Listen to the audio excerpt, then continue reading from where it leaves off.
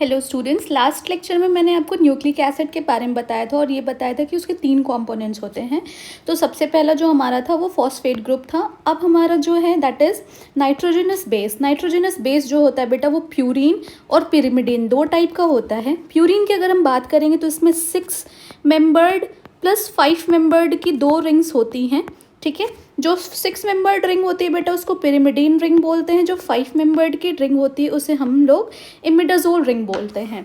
ठीक है, अगर हम इसके टाइप्स की बात करें तो इसका सबसे पहला टाइप जो होता है दैट इज एडेनिन।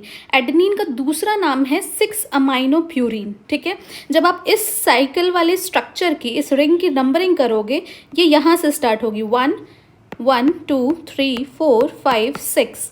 ठीक है, 7 8 9 मतलब 6th पोजीशन पे आपका अमाइनो ग्रुप अगर लग गया है तो वो आपका एडेनिन बनाएगा।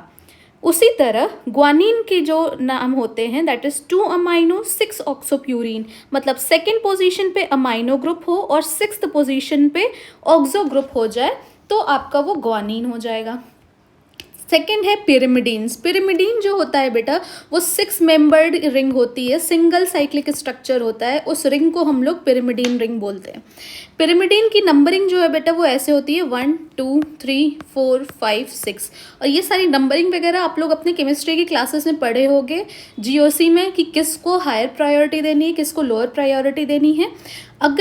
अगर इस रिंग स्ट्रक्चर पे हम लोग 2nd पोजीशन पे ऑक्सो ग्रुप लगा दें और 4th पोजीशन पे amino that is 2 oxo 4 amino pyrimidine हो जाए तो ये वाला स्ट्रक्चर आपका साइटोसिन कहलाएगा।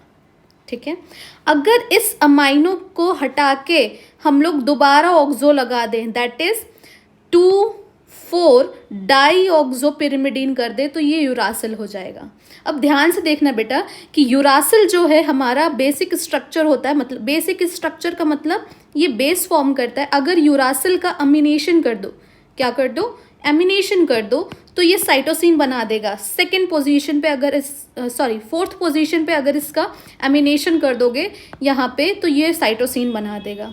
अगर इसी यूरासिल का सेम यूरासिल का 4 और 2 पोजीशन पे ऑक्सो रहने दो और 5th पोजीशन पे मिथाइलेशन कर दो, मतलब मिथाइल ग्रुप NH2 नहीं बेटा CH3 ग्रुप ऐड कर दो तो ये क्या बना देगा, थाइमीन बना देगा आपका।